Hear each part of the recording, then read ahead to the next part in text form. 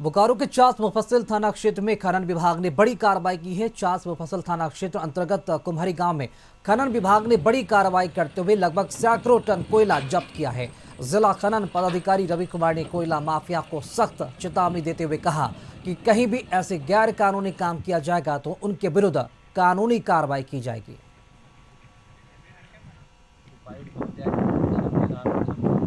Input मिला था कि कुमरी गांव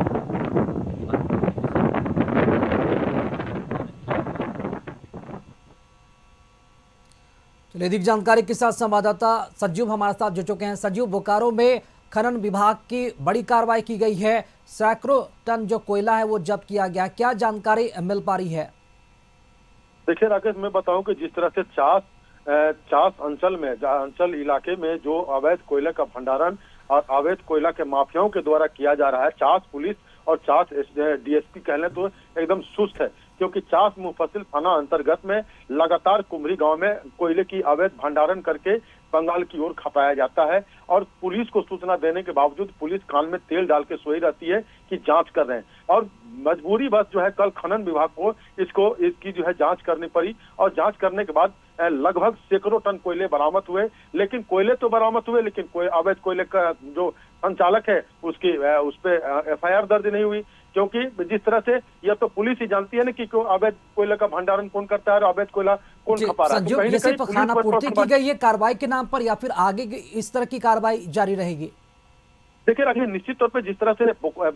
चास पुलिस यदि कार्रवाई नहीं कर रही है तो खनन विभाग ने तो कार्रवाई की है, लेकिन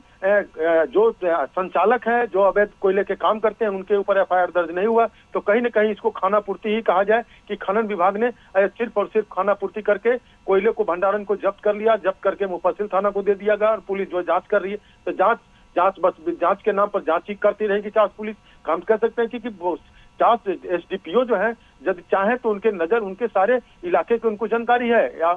कहीं ना कहीं अवैध कोयले की भंडारण हो रही है उनके देख रेख में ही, इसको हम कह सकते हैं कि इनके देख रेख में ही कोयले के अवैध भंडारण किया जा रहा है और अवैध कोयला के संचालन किया जा रहा है। जी चलिए, शुक्रिया संजीव खबर पर जानकारी देने के लिए आपका। तो ये बड़ी लापरवाही है पुलिस प्रशासन की, जानकारी होने के बावजूद भी, सूचना मिलने के बावजूद भी, शिकायत मिलती है इसके बावजूद भी कोई कार्रवाई नहीं की जाती है। और जब इस तरह की कार्रवाई से कोयला माफिया में हड़कंप की स्थिति देखने को मिलती है तो तब जाकर खानापूर्ति होती है। और ऐसे में सवाल उठता है कि क्या ये सिर्फ खानापूर्ति होगी या फिर आगे भी इस तरह की कार्रवाई चलती रहेगी।